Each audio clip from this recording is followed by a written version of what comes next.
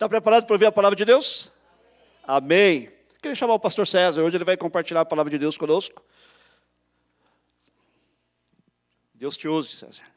Vamos orar por ele? Pai, pedimos a tua graça e a tua unção agora sobre o teu servo.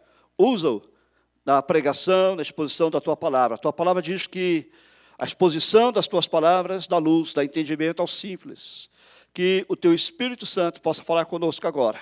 E os teus propósitos possam ser cumpridos nas nossas vidas através da tua palavra, Pai. Fala com cada um de nós, aplica também a tua palavra pelo Espírito Santo aos nossos corações, pelo Espírito Santo, conforme a necessidade de cada um de nós. Que saiamos daqui hoje transformados por ti, em nome de Jesus. Amém. Obrigado, pastor Miguel. A graça e a paz do Senhor Jesus. Vocês estão bonitos hoje, parabéns. Sempre estão, né? Mas é bom dar essas reforçadas para deixar bem claro. Hoje eu gostaria de fazer, eu acredito, uma rápida reflexão. Normalmente, quando eu vou fazer uma mensagem, a gente passa quase um mês, né, falando sobre o assunto. Mas queria falar hoje sobre um tema que é esse aí, de volta para o melhor futuro. A gente vai ver um pouquinho sobre isso. Se você trouxe sua Bíblia, quiser marcar, já pode abrir o Salmo 139, bastante conhecido de todo mundo. E em seguida também nós vamos ver Atos capítulo 2, alguns versículos. Eu vou projetar aqui os versículos, mas se você tem aí, é sempre bom. E uma sugestão que eu fazia bastante, de algo que eu fazia bastante quando eu comecei na fé, anote as coisas que você ouve num culto. Anote aquelas coisas que você vê que é vou usar um termo do grego clássico, que é uma sacada legal, tá bom? Uma coisa que fala contigo.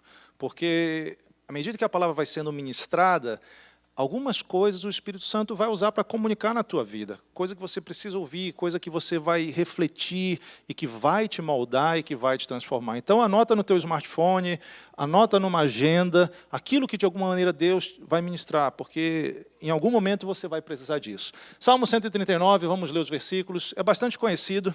Diz assim: os meus olhos não te foram encobertos quando no oculto fui formado e entretecido como nas profundezas da terra.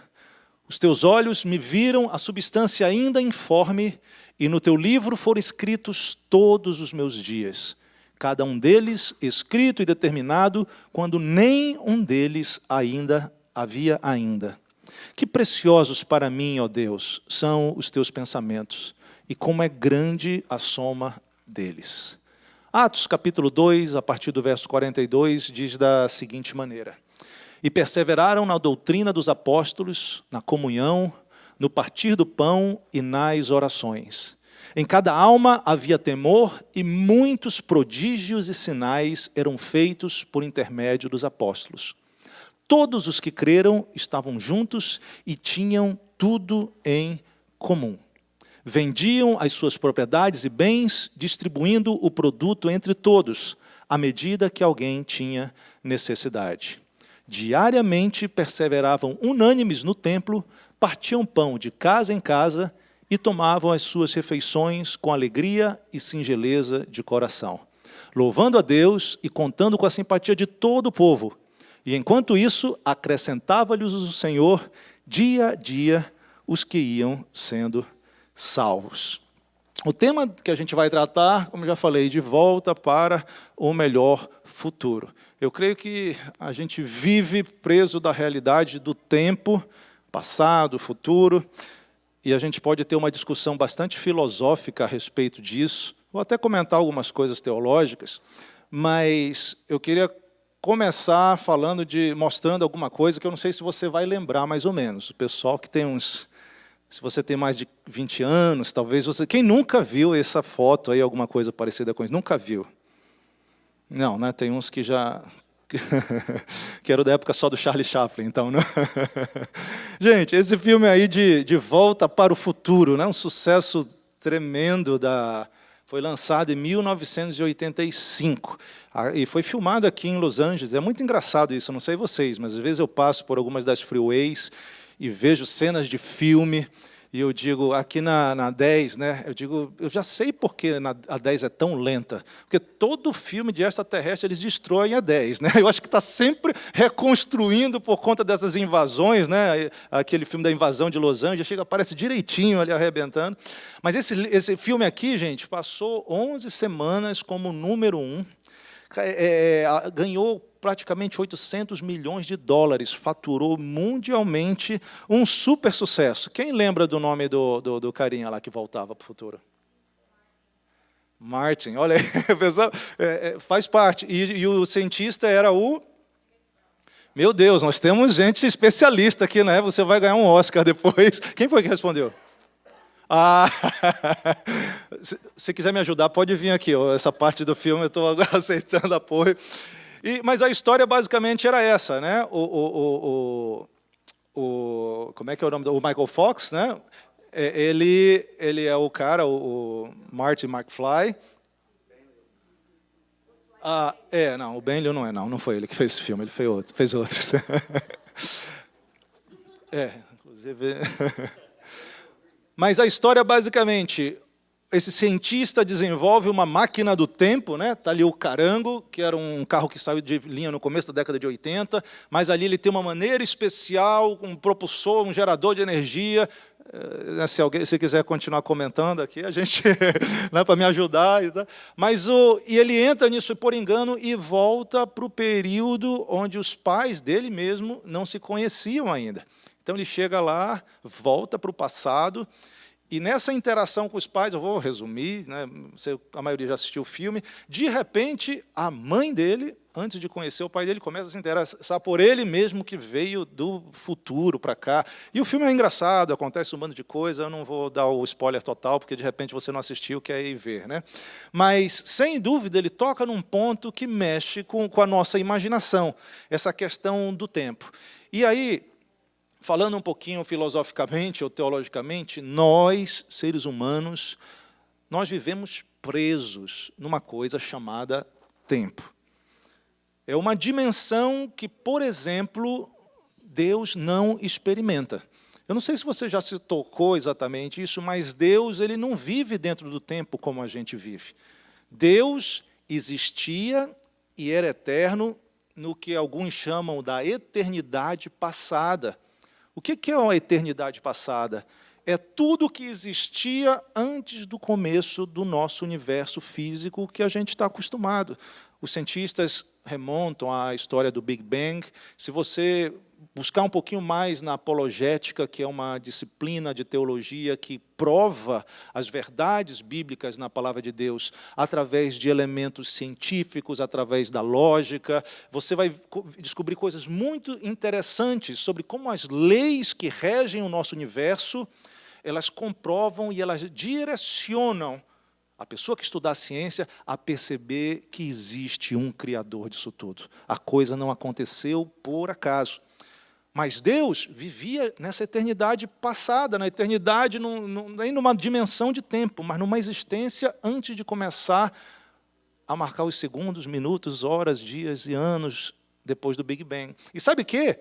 A Bíblia nos aponta que vai chegar um dia que essa terra e esses céus que nós conhecemos, eles vão terminar.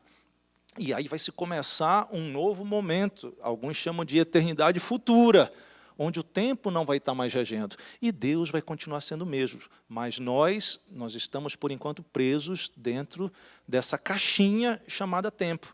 É mais ou menos, imagina um peixe. Não sei se você tem aquário, né? Imagina que você tem um aquário grande. E o peixe está ali de um lado para o outro, né? Aquilo é o espaço da vivência do peixe. Mas você vai lá, você pode meter a mão numa parte do aquário do lado direito, depois, porque você está fora daquela caixa. Você consegue visualizar tudo o que acontece ali, enquanto o peixe ele é meio limitado, ele está dentro daquele espaço. Assim somos nós. Tanto é que quando Jesus estava conversando com os religiosos daquela época, que ele falava, ele como Deus, como Filho de Deus, ele disse que Abraão tinha visto o dia dele, tinha se alegrado, os fariseus ficaram revoltados, porque Jesus estava falando a respeito de coisas que não estavam dentro daquele momento do tempo.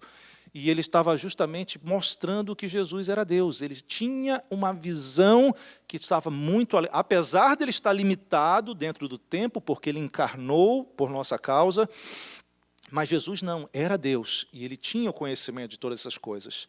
Nós vivemos dessa limitação. E sabe o que é engraçado? A limitação ou a prisão do tempo. E sabe o que é engraçado?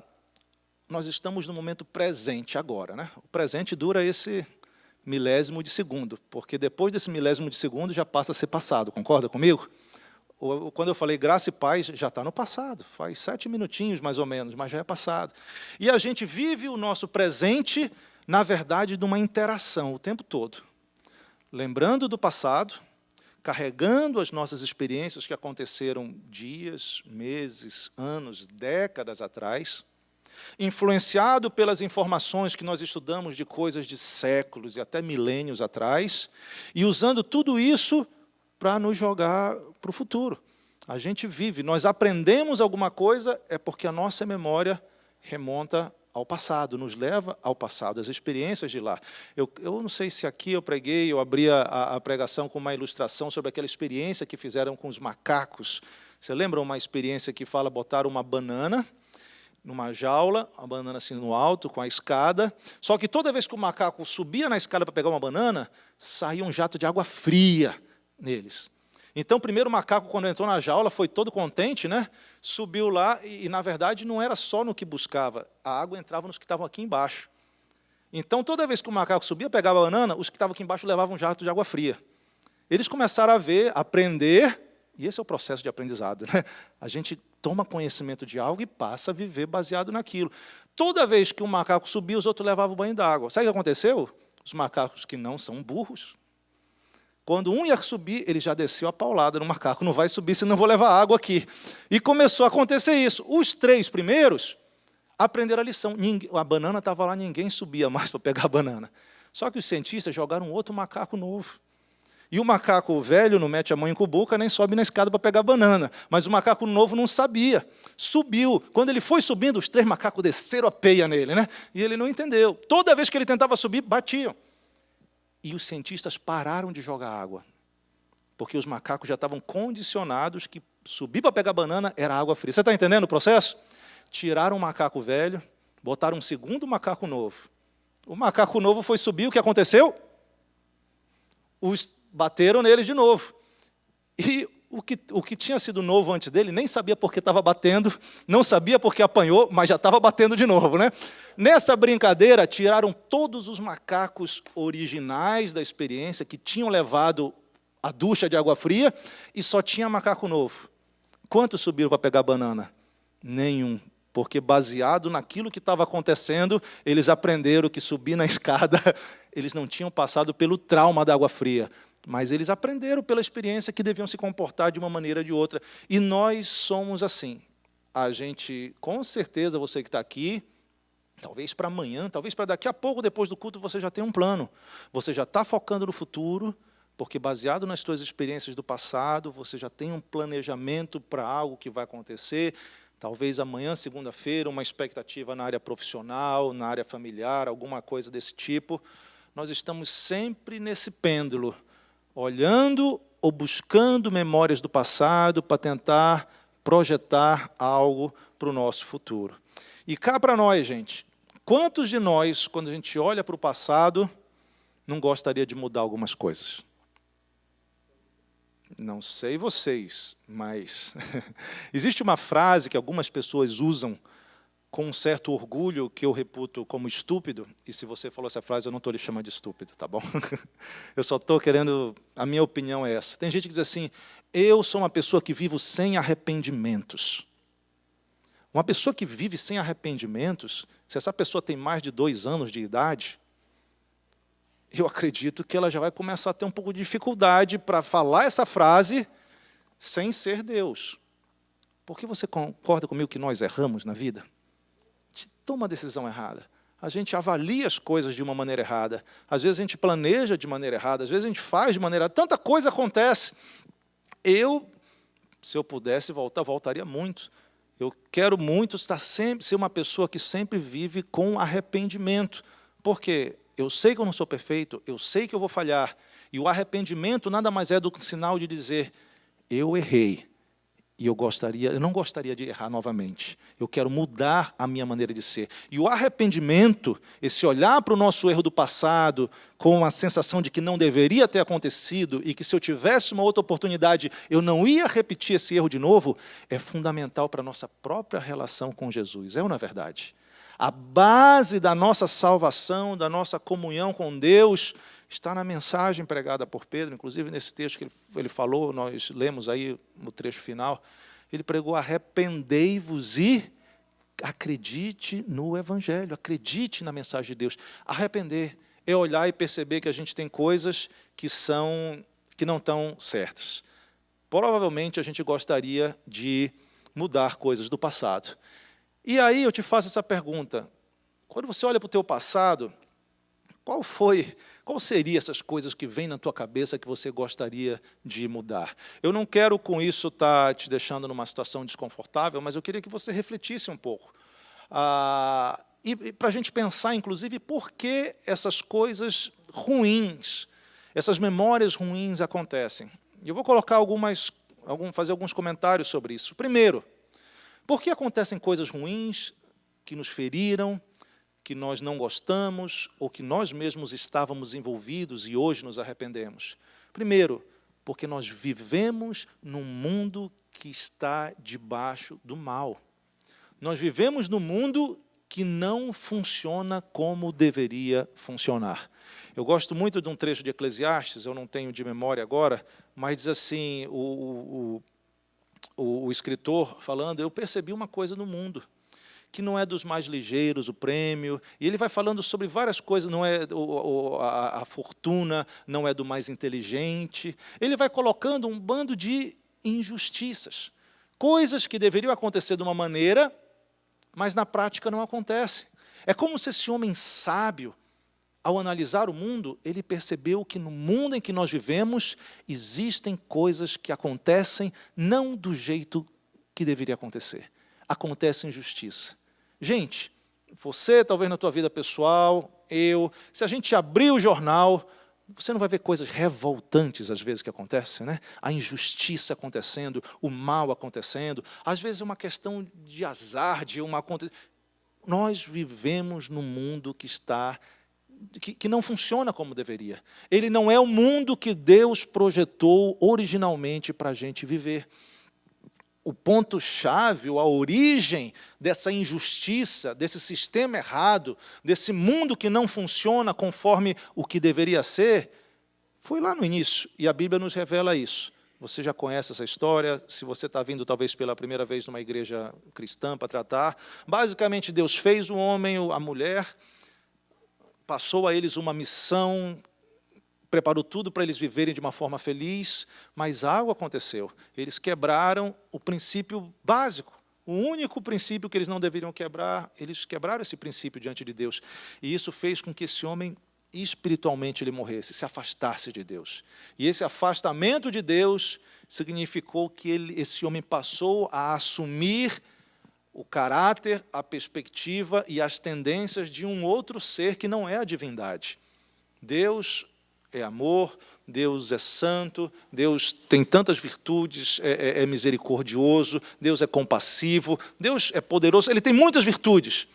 E no momento em que o homem lá atrás pecou, quebrou o pacto, desobedeceu aquilo que ele ia fazer, ele simplesmente morreu espiritualmente e assumiu uma natureza que é de Satanás, que é o antideus, de certa forma, que é mentiroso, que é assassino, que é ladrão. Tem todas as características que não têm a ver com Deus. E desde esse momento, gente, a humanidade entrou em decadência. E agora, em pleno século XXI, com tanta tecnologia que nós temos, você anda pela Terra, inclusive em lugares extremamente desenvolvidos, e essa natureza de Satanás continua se manifestando hoje, no meio até de pessoas estudadas, inteligentes, com dinheiro e assim por diante, porque é uma característica dentro do ser humano. E Jesus falou até para os religiosos da época dele, ele disse, vocês são filhos do diabo, para a gente religiosa. Por quê? Porque eles estavam com aquela natureza que não é a natureza de Deus. Sem dúvida, O mundo que vivemos, ele tem esses problemas por causa do pecado. E ao longo dessa mensagem, a partir de agora, eu queria que você sempre pensasse em duas dimensões. Pensasse na tua vida, no teu passado, nas tuas experiências, e depois nós vamos falar do teu futuro especificamente, mas eu queria que você pensasse também na dimensão da coletividade. Uma coletividade, por exemplo, a tua família, é um grupo. A tua cidade, o teu estado.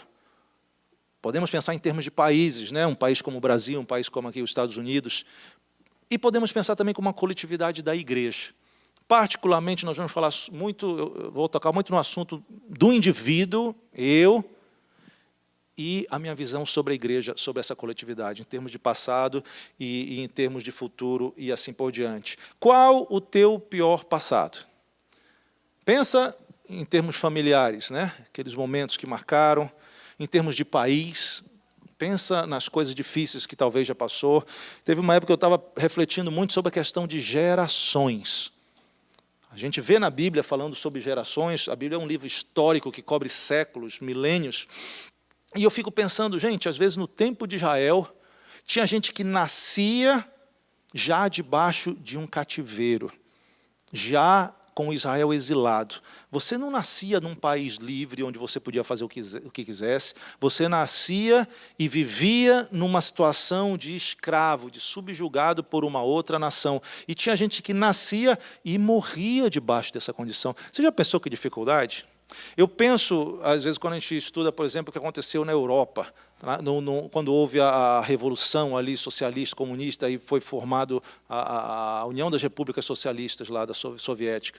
Gente que nasceu, viveu e morreu sem uma possibilidade de liberdade em vários sentidos, sem a possibilidade de culto. Eu não sei quantos já leram, de cultuar a Deus, não sei quantos já leram a biografia de um irmão chinês. Ele escreveu muitos livros, ele é chamado Watchman Nee. Eu creio que o pessoal que... A biografia dele é uma coisa tremenda. A primeira página que eu li, eu já comecei chorando, porque mostrava o comprometimento desse homem com o Evangelho, mas, ao mesmo tempo, o quanto ele estava sofrendo, porque no momento em que Deus estava usando ele para evangelizar e conquistar muitos e muitos chineses, acontece a revolução na China, e ali a liberdade religiosa é totalmente cortada daquele povo. E ele passa anos e anos na prisão, sem oportunidade de desenvolver. Ele já estava adulto, já tinha tido uma experiência, mas quantos nasceram e morreram debaixo de um sistema opressor que impede, inclusive, de alguém cultuar a Deus, de ter a liberdade de falar do Evangelho, a liberdade que a gente tem aqui, que a gente tem no Brasil. Existem problemas no nosso mundo que são problemas coletivos. Existem os nossos problemas, o nosso pior passado, coisas que nós sofremos porque a gente correu atrás, porque a gente fez. Sabe por quê? Como eu disse, o pecado está na gente. Parece como Deus, quando falou com Caim, por que tu estás com o teu rosto assim triste, abatido? Pecado está aí à porta, mas tu tens que dominar. E o que fez Caim? Não dominou. Matou seu irmão e, por causa disso, foi marcado e viveu em vergonha.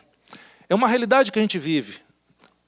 Muitas vezes temos um passado ruim coletivamente e temos um passado individualmente ruim, por coisas que fizemos, por responsabilidade nossa. Agora eu te faço uma outra pergunta.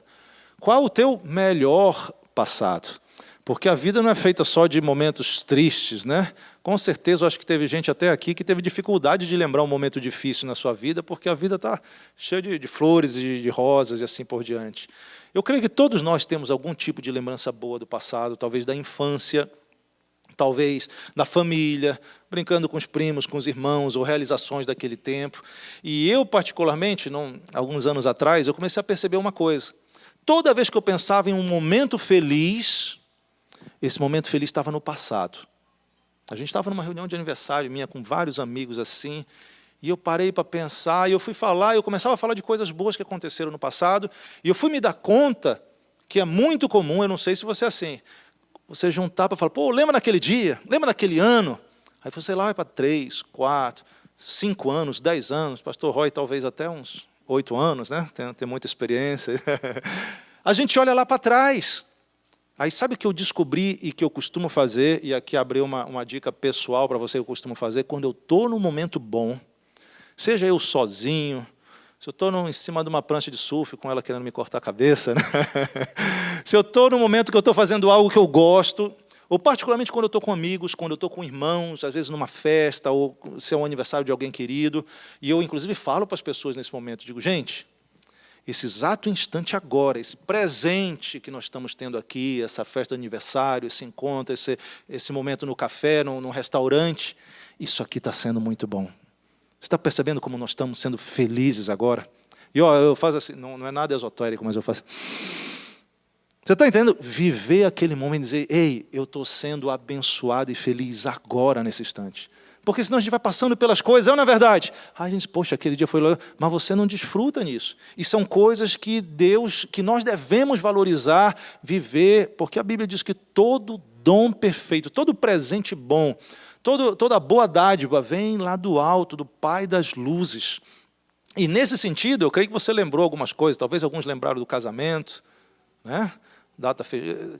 Quem lembrou de casamento aí como uma data festiva? Homens, levante a mão, pelo amor de Deus, senão você vai ouvir quando... Mais uma chance, tá bom? Vamos rebobinar. Quantos aqui lembraram como um momento muito feliz do seu casamento? Bom, se vocês querem apanhar da mulher... Talvez na formatura, né? Existem momentos especiais, você vai lembrar. Agora eu quero dizer, eu acho que biblicamente... Ed, come on, man. Ok, olha, que beleza. Nada como uma demonstração espontânea. Agora, sem dúvida, quando a gente olha para a Bíblia, eu te desafio, mas eu sou capaz de, biblicamente, dizer qual deve ter sido o momento mais feliz da tua vida. Porque existe um respaldo bíblico para isso. O respaldo está lá em Lucas, capítulo 10, verso 20. Jesus fala de uma alegria e de um momento especial que nós devemos ter.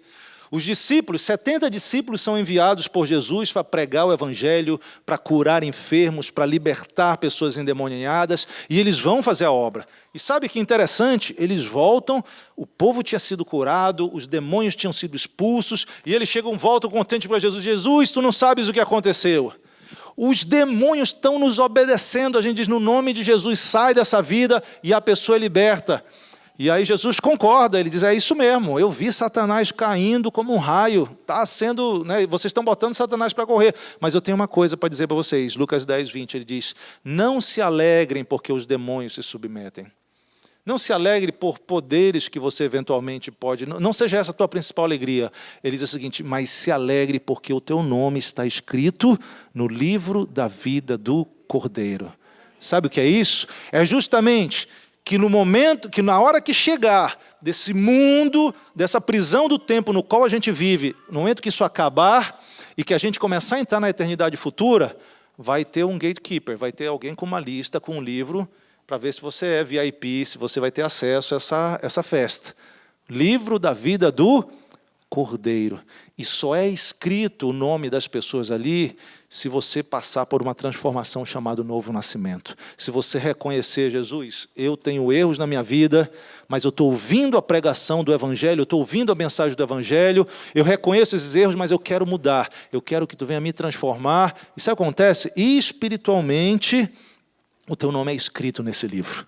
E Deus começa a olhar, te tratar como um filho, não mais como uma criatura somente, mas o Filho de Deus. Ele manda inclusive o Espírito Santo dele morar na tua vida para te guiar, te ajudar, te fortalecer. O teu melhor passado, certamente, é o momento do encontro verdadeiro com Deus. Eu me lembro como foi meu encontro, não sei se eu creio que já contei aqui, eu estava numa igreja, eu devia ter umas 3 ou 4 mil pessoas nessa igreja, tinha um pregador pregando, gritando assim de uma maneira muito alta, e eu não gostava tanto desse estilo de pregação gritada, mas de repente alguma coisa começou a acontecer, aquela mensagem começou a fazer sentido dentro de mim. Eu já conhecia porque eu era filho de gente crente, eu ia para a igreja desde criança, eu lia a Bíblia, eu conhecia, mas eu não tinha tido essa experiência. E naquele dia a coisa se tornou verdadeira. Eu soube naquele dia, eu vivi de novo, eu nasci de novo. E eu sei pelas Escrituras que o meu nome foi escrito no livro da vida do Cordeiro. E apesar das minhas limitações, Deus tem um destino para mim. Um destino que tem também para você. Eu ouso dizer que o teu melhor passado é o dia do encontro teu com Jesus. Se não for, No final, a gente vai fazer uma oração para que hoje seja escrito esse momento na tua vida, para que seja o dia do encontro com Jesus, porque esse encontro ele vai ser importante para o nosso melhor futuro, e a gente vai ver já já. Agora, vimos um pouco no sentido individual. No sentido coletivo, qual o melhor passado será, sei lá, do Brasil? Qual o melhor passado dos Estados Unidos? Qual é o melhor passado... Pense em algo assim, uma instituição, algo importante, no Corinthians. Pense, né, em coletividades. Pense talvez na tua família, de repente a tua família já teve momentos, foi um momento que despontou financeiramente, alguma coisa assim. Quando a gente olha para a história, nós vamos ver uma série de nações que tiveram os seus melhores momentos. É interessante, por exemplo, quando a gente vê a visão que Daniel teve, que está registrada no livro dele, é descrito ali uma série de impérios que se sucederiam dentro da realidade humana, na nossa história humana.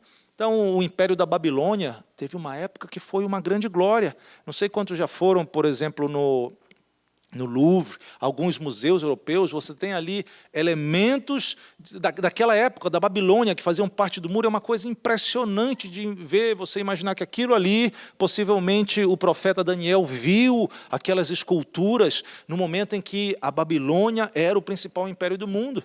Depois da Babilônia, outro império tomou posse, assumiu esse lugar, os medo-persas. Eu te pergunto, quantos babilônicos você conhece hoje em dia? Passou, né? Quantos medo-persas? Ok, pode fazer uma referência para o Irã e tudo mais. Mas aí depois vem Grécia e, por último, Roma. Impérios que tiveram ápices. Às vezes você visita Portugal, visita a Espanha, e você pensa, esses já foram os países que dominaram tudo. Hoje, Estados Unidos, China, alguns países, quem sabe daqui, né, se Jesus não voltar nos próximos séculos, quem vem? Existem esses momentos de marcantes, às vezes no passado, que era o ápice de um grupo, de uma coletividade, uma comunidade, um país, uma nação. E pense agora na comunidade igreja. Qual será, na tua opinião, qual será o melhor passado da igreja do Senhor Jesus na Terra? Eu sei que talvez você nunca tenha tido a oportunidade de ler um livro de história da igreja cristã. Há bastante tempo atrás eu peguei um livro desse e comecei a ler. É muito bom você conhecer mais como a igreja funcionava nos primeiros séculos, em particular, logo depois daquele momento da ascensão de Jesus aos céus. E eu, particularmente, tenho visto, inclusive, alguns amigos que estão buscando voltar para algumas épocas da igreja cristã de séculos atrás e valorizar muito alguns particulares momentos históricos. Eu, particularmente, é muito claro para mim que o que nós lemos aqui em Atos capítulo 2, aí se você tiver a tua Bíblia, puder abrir comigo mais uma vez. Para mim, esse relato, a igreja que começa a ser estabelecida logo depois que Jesus volta aos céus, para mim esse é o grande momento da igreja. Essas primeiras décadas na qual os apóstolos que andaram com Jesus ainda estão vivos, estão no processo de ser perseguidos, estão no processo de ser mortos, mas estão manifestando e cumprindo aquilo que Jesus os tinha comissionado para fazer. Veja, verso 42 em diante. E leia dessa perspectiva. Talvez você pode dizer, não, para mim o momento mais glorioso foi tal ano, tal século. Mas veja o que a Bíblia diz, 42. E perseveravam na doutrina dos apóstolos. Primeiro ponto aqui. O que é uma doutrina? É o ensino. É a explicação de alguma coisa. Esses apóstolos que conviveram com Jesus, que viram Jesus ensinar, viram Jesus operar milagres, conviveram com Jesus e tiveram até dificuldade de entender algumas coisas, mas de repente, no dia de Pentecostes, o Espírito Santo vem sobre eles, eles recebem um poder de Deus, uma força sobrenatural e começam a fazer coisas que eles não faziam exatamente antes.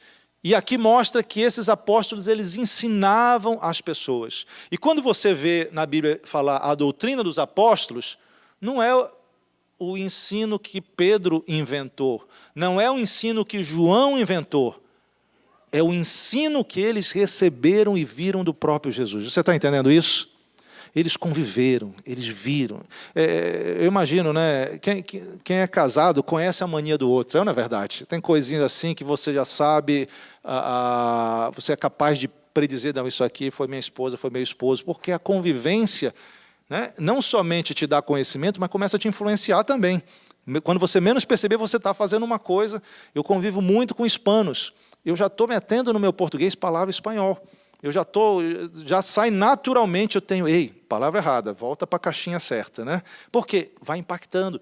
E isso aconteceu com esses apóstolos. Homens que contemplaram, irmãos, homens que andaram com o Filho de Deus nessa terra. Viram o Filho de Deus passar desde o seu batismo, os seus primeiros ensinos, viram a perseguição que ele sofreu, viram as manifestações, viram os milagres.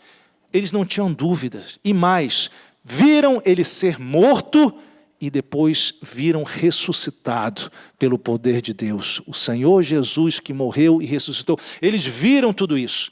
E aqui, depois desse momento do Pentecostes, eles viram chamas como que de fogo vir sobre eles e os capacitando a falar em outras línguas e a operar coisas que só Deus pode operar. Você consegue entender isso? Esses homens estavam ensinando algumas coisas para esses discípulos. E eu vou, depois o pastor Miguel me corrige se eu estiver errado, mas quando você vai para a Bíblia e você lê as cartas de João, você lê a carta de Pedro, e lógico, também lendo as próprias cartas de Paulo, porque ele diz que ele foi um apóstolo que veio um pouquinho depois dos outros, apesar de não ter convivido pessoalmente com Jesus, mas Jesus revelou pessoalmente para ele coisas relativas aos gentios, a nós que não somos judeus. Quando você lê esses textos do Novo Testamento, está o resumo da doutrina dos apóstolos. E se o que eles faziam aqui, perseveravam nas doutrinas, a igreja aqui perseverava nisso, nós temos a plena capacidade de voltar para o nosso melhor passado e viver a plenitude do que já foi vivido um dia. Você está entendendo mais ou menos o que é? Eu não sei você, mas eu sou muito insatisfeito com a minha vida. Eu me lembro, espiritual, eu creio que eu preciso estar numa posição muito diferente, porque Deus espera de mim, porque o padrão bíblico é mais, a barra está mais em cima do que eu creio que eu estou. Uma vez eu vi um pastor até conhecido no Brasil, ele falou uma coisa que eu me identifiquei. Chegaram para ele e disseram, por que a igreja tem isso? Por que a igreja tem aquilo? Por que não está acontecendo isso? Por que tem tanto problema assim? Ele falou, a culpa é minha. Aí a pessoa pergunta, mas como? Nós estamos falando de Brasil. Não, a culpa é minha. Mas por quê? Porque eu não estou orando o suficiente. Eu não estou vivendo a Bíblia o suficiente. Eu não estou me entregando o suficiente para que Deus possa me usar para mudar esse cenário. Eu creio muito que o que nós lemos aqui em Atos, e aqui a gente acabou de ler a primeira parte, perseverando na doutrina dos apóstolos, é uma coisa que a gente precisa fazer. E eu creio que para mim, e creio para todos nós, que tal a gente se lançar, para os que não conhecem, se lançar em conhecer mais a doutrina dos apóstolos, o Novo Testamento, as exigências que tem aqui. Porque parece uma constituição, isso aqui é uma constituição dos filhos de Deus que ainda vivem aqui nessa terra. Ontem eu estava fazendo um trabalho, levando os brasileiros aí para conhecer uns pontos turísticos, e um rapaz me disse assim, olha, eu queria alugar um carro, mas eu não sei bem andar aqui as leis do trânsito. Aí fui tentando dar algumas dicas para eles. E sabe que muitas vezes a nossa vida acontece isso também? A gente quer fazer algumas coisas, mas às vezes a gente não entende bem as leis espirituais. E a gente acaba sendo multado, não é verdade? E a gente tem que entrar no processo do arrependimento. E essas pessoas perseveravam na doutrina dos apóstolos, na comunhão, viviam realmente numa profundidade de amor. Partiam o pão, comiam junto, tinham satisfação de estar uns com os outros. Era tudo perfeito? Não. Mas havia gente para ordenar os problemas. E eu creio que havia disposição para que esses problemas fossem mudados. Nas orações, acabamos de concluir um processo, o pastor Miguel convocou toda a igreja, o Espírito de Deus convocou todos nós, para estarmos mais em oração. E como precisamos, concorda comigo, irmãos? Esse grupo aqui, coisas aconteceram. E olha, eles faziam isso, olha o verso 3, diz, em toda a alma havia temor. Muitas maravilhas e sinais eram feitos por meio dos apóstolos. e vai embora. Verso 45 diz, vendiam suas propriedades e bens, repartiam com todos. Uma demonstração de amor, havia um amor, uma preocupação que levava as pessoas a tomar atitudes radicais, demonstrações de amor radical. E, gente, amar é dar. Amar é entregar. Quando você ama alguém, você entrega, você dá, isso estava acontecendo. E adiante, e para concluir o verso 47, para a gente fechar, louvavam a Deus, caíam na graça de todo o povo, e a cada dia o Senhor acrescentava à igreja aqueles que iam sendo salvos. Era um grupo que vivia no louvor, vivia com expressões de gratidão a Deus. Eu sei que o tema específico não é gratidão, mas, gente, eu já ministrei uns workshops para o grupo de louvor, eu creio que eu já ministrei aqui.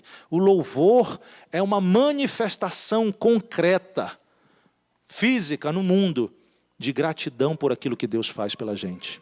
O louvor, ele se manifesta, seja um levantar de uma mão, seja uma voz que soa, seja o dobrar de um joelho, seja, né, você dança de tão grato que você está, mas o louvor se manifesta. E esse povo aqui, ele vivia louvando. E se à medida que você vai lendo essa doutrina dos apóstolos que eu falei, vai lendo os livros da Bíblia, você vai ver eles ensinando sobre todas essas coisas, vivenciando essas dimensões que, na minha opinião, marcaram o melhor passado da igreja. Estamos entendendo? Pense agora em duas coisas. Qual foi o teu melhor passado? Eu ouso dizer que foi o teu encontro com Jesus. E qual foi o melhor passado da igreja? Eu ouso dizer que foi esse momento que muitos chamam de igreja primitiva, onde em poucos anos o evangelho cobriu uma quantidade absurda de pessoas. A chama evangelística, as manifestações de Deus eram tremendas. Mas o tempo passou, as coisas mudaram. E aí a pergunta é, qual é o melhor futuro que a gente pode ter? Individualmente. Qual será que é o melhor futuro que Deus tem para ti?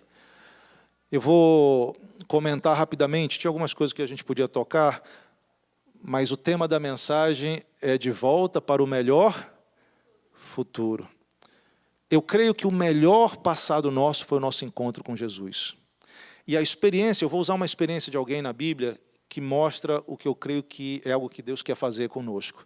O apóstolo Paulo, ele teve uma primeira experiência quando ainda na estrada de Damasco, no livro de Atos está registrado isso aí, ele teve um encontro com Jesus.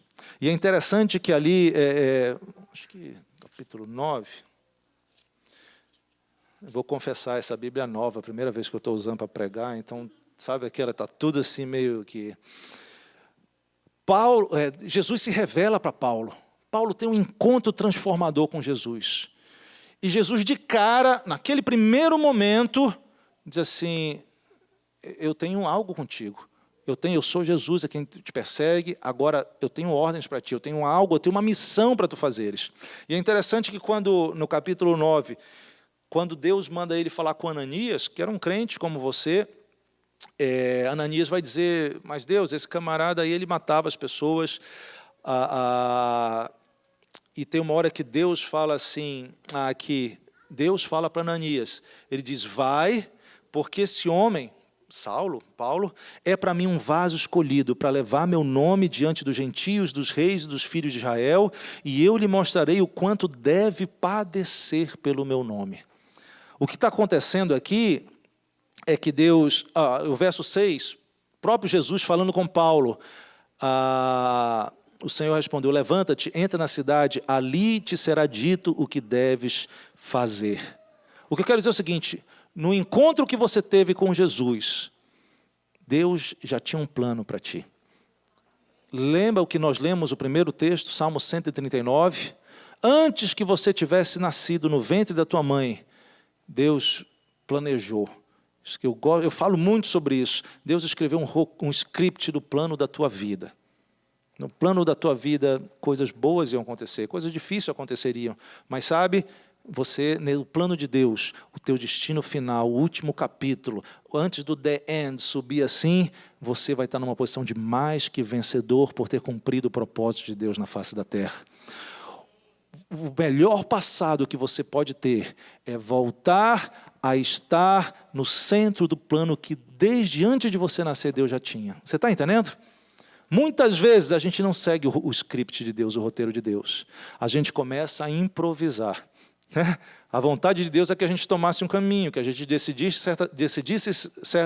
certas coisas, que a gente falasse certas coisas. E a gente vai entrando por caminhos, por coisas. Eu olho para trás, eu gostaria de mudar decisões minhas do passado, porque eu sinto que não foram boas, porque eu sinto que me prejudicaram outras pessoas. Eu fiz o mal para outras pessoas, e estive em situações que outras pessoas fizeram o mal para mim, por causa das decisões que não era o plano de Deus.